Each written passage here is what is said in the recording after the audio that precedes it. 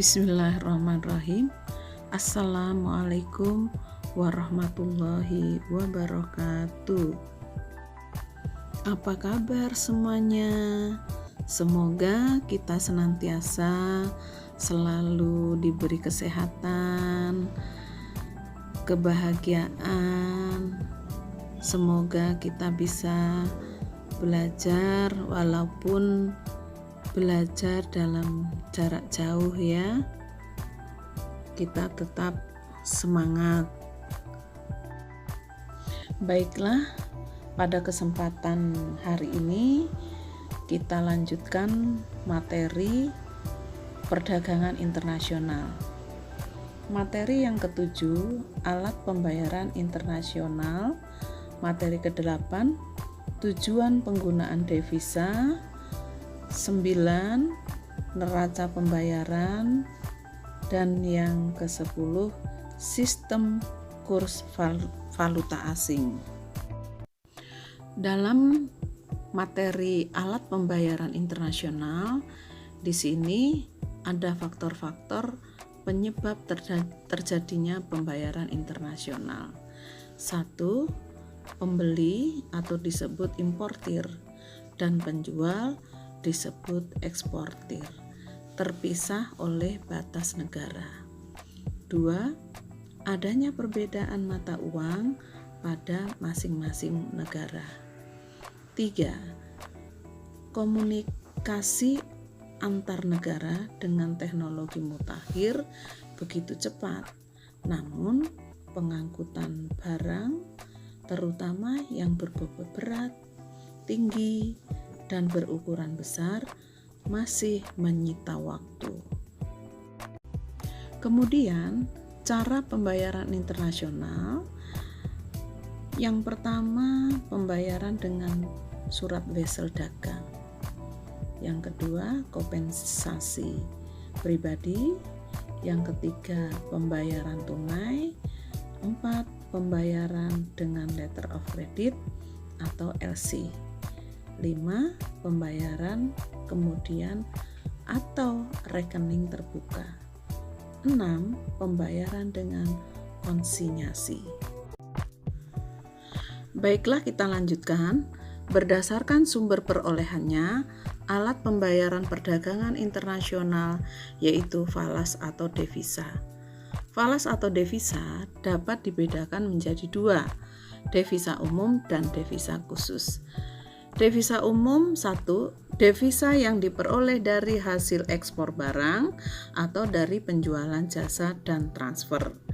2, tingkat kurs devisa umum ditentukan oleh penawaran dan permintaan falas di pasar falas. Sedangkan devisa khusus juga ada 2, 1, devisa yang berasal dari kredit atau pinjaman luar negeri.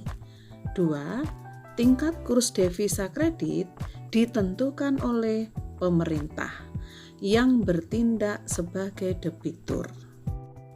Jadi, siapa saja permintaan falas itu?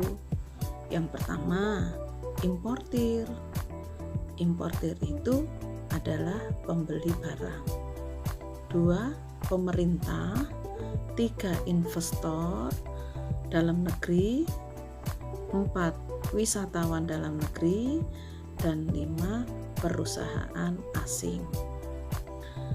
Permintaan falas adalah kegiatan yang mengakibatkan aliran falas dari dalam negeri ke luar negeri sebagai akibat transaksi dengan luar negeri. Baiklah anak-anak, tolong diperhatikan kembali. Kita lanjutkan materi yang ke-8, tujuan penggunaan devisa. Apa saja tujuannya? 1, membayar impor barang dan jasa, pokok hutang atau cicilan hutang dan bunga pinjaman. 2, pembiayaan kedutaan-kedutaan, konsulat, atau perwakilan di luar negeri. 3. Pembiayaan perjalanan dinas dan kunjungan pejabat ke luar negeri. 4. Pengiriman kontingen, kesenian atau kebudayaan, dan olahraga ke luar negeri. 5. Membantu negara lain yang kekurangan dana, negara yang dilanda bencana alam. Untuk materi ke-9, neraca pembayaran. Neraca pembayaran atau balance of payment adalah catatan atau dokumen sistematis yang mengikhtisarkan seluruh transaksi ekonomi antara penduduk satu negara dengan penduduk negara lain selama 1 tahun. Neraca pembayaran terdiri dari transaksi debit dan transaksi kredit. Apa itu transaksi debit? Yaitu transaksi yang mengakibatkan bertambahnya kewajiban bagi penduduk negara yang mempunyai neraca pembayaran tersebut untuk mengadakan pembayaran kepada penduduk negara lain. Untuk transaksi yang sebelah kredit, yaitu transaksi yang mengakibatkan timbul atau bertambahnya hak bagi penduduk negara yang mempunyai neraca pembayaran tersebut untuk menerima pembayaran dari negara lain. Dalam neraca pembayaran, pos-pos apa saja yang terdapat di sebelah debit dan di sebelah kredit? Kita perhatikan. Transaksi atau kejadian yang di sebelah debit. 1. Neraca barang. Neraca barang yaitu impor barang dari negara lain. 2. Neraca jasa, yaitu pembayaran jasa ke penduduk luar negeri, pembayaran pariwisata ke luar negeri. 3. Neraca hasil modal, yaitu pembayaran bunga dan dividen. 4. Neraca modal, yaitu kredit yang diberikan ke luar negeri dan pembayaran cicilan utang. 5. Neraca utang piutang jangka panjang, yaitu pembelian obligasi dari luar negeri. Sedangkan yang terdapat di dalam transaksi kredit, 1. Neraca barang, yaitu ekspor barang ke luar negeri atau ke negara lain. 2.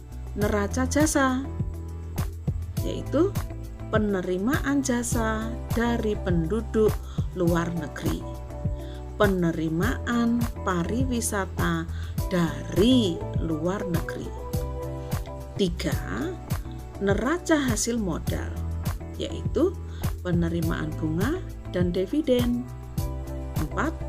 Neraca modal, kredit yang diperoleh dari luar negeri dan penerimaan cicilan utang. 5. Neraca utang piutang jangka panjang, yaitu penjualan obligasi ke luar negeri. Setelah kita ketahui pos-pos neraca pembayaran di sebelah debit dan di sebelah kredit, tentu ada defisit dan surplus. Defisit atau surplus dalam neraca pembayaran yaitu 1. Stok nasional, yaitu penurunan stok nasional berarti defisit, dan kenaikan stok nasional berarti surplus. 2. Pinjaman akomodatif, yaitu pinjaman yang masuk karena berkaitan dengan kelebihan impor yang berarti defisit. Yang ketiga, defisit total, yaitu besarnya penurunan stok nasional ditambah pinjaman akomodatif. Yang terakhir, surplus total. Apa itu surplus total? Yaitu besarnya kenaikan stok nasional ditambah pinjaman akomodatif. Anak-anak, perhatikan kembali ya. Tadi di dalam neraca pembayaran ada neraca pembayaran atau balance of payment, yaitu catatan atau dokumen sistematis yang mengikhtisarkan seluruh transaksi ekonomi atau penduduk suatu negara dengan penduduk negara lain selama 1 tahun. Nah, di sini juga di dalam neraca perdagangan atau balance of trade adalah selisih antara nilai ekspor dan nilai impor barang, surplus jika ekspor lebih besar dari impor, dan defisit jika ekspor kurang dari impor, atau jika ekspor lebih kecil dari impor. Kita perhatikan kembali. Neraca perdagangan aktif atau surplus jika menunjukkan nilai ekspor lebih besar daripada nilai impor, sehingga kurs falas mengalami penurunan atau mata uang dalam negeri mengalami apresiasi. Sedangkan jika neraca perdagangan itu pasif atau defisit, maka menunjukkan nilai ekspor lebih kecil daripada nilai impor, sehingga kurs falas mengalami kenaikan atau mata uang dalam negeri mengalami depresiasi. Apa itu depresiasi? Nah, kalau manusia depresi. Kalau depresi itu ya tekanan. Berarti di sini kalau depresiasi itu tekanan harga. Anak-anak, kita perhatikan kembali dan kita pahami. Tolong diperhatikan. Di dalam perdagangan internasional itu ada neraca perdagangan dan neraca pembayaran. Nah, di sini bagaimana pembayarannya di dalam melakukan perdagangan antar negara, sedangkan mata uangnya berbeda-beda. Nah, untuk memudahkan perhitungan, di materi ke-10 sistem kurs valuta asing. Sistem kurs valuta asing ini ada beberapa macam. 1. Sistem kurs tetap. Apa itu sistem kurs tetap? Yaitu sistem moneter di mana nilai tukar mata uang domestik dipatok tetap dengan negara lain. 2. Sistem kurs mengambang atau bebas, yaitu merupakan suatu sistem ekonomi yang ditujukan bagi suatu negara dengan sistem perekonomian yang sudah mapan. Sistem nilai tukarnya diserahkan pada mekanisme pasar atau keadaan pasar. 3. Sistem kurs tambahan. yaitu sistem devisa, di mana mata uang yang digunakan di dalam negeri tidak dikaitkan secara langsung dengan emas. Kurs falas ditetapkan oleh pemerintah dan kuota falas tidak diberlakukan. 4. Sistem kurs mengambang terkendali, yaitu penentuan kurs di pasar falas dengan intervensi atau campur tangan pemerintah. Dalam neraca perdagangan dan neraca pembayaran menggunakan kurs. Di sini ada 3 jenis kurs. 1. Kurs jual, yaitu sebagai harga jual mata uang falas yang dilakukan oleh pihak bank, money changer, dan pedagang falas. Jika Anda mau menukarkan mata uang rupiah dengan Saudi Real, maka kurs yang digunakan adalah kurs jual. 2. Kurs beli disebut sebagai harga beli mata uang falas yang dilakukan pihak bank atau money changer dan juga para pedagang falas. Jika Anda mau menukarkan 100 US dollar, maka menggunakan kurs beli. 3. Kurs tengah, yaitu kurs yang berada antara kurs jual dan kurs beli.